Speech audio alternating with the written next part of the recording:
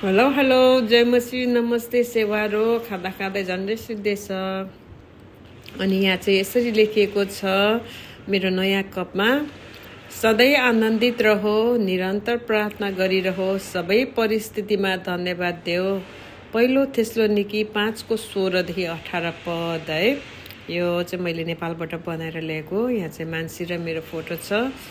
अनि वचनले पनि भन्दा छ होइन, सधैँ आनन्दित रहो। अनि म चाहिँ आनन्दित भएको कारण होइन परमेश्वरलाई म सदैव धन्यवाद दिन्छु सबै परिस्थितिमा है। म खानु पाउँदा म नपाउँदा, मानिसहरूले मेरो खेदो गर्दा या मलाई कसैले मन नपराउँदा होस्, म उहाँहरूको निम्ति पनि निरन्तर प्रार्थना गरिदिन्छु। उहाँहरूको उन्नति, सफलता अनि प्रभुको राज्य उहाँहरूको जीवनमा आएको होस् भनेर। आमेन।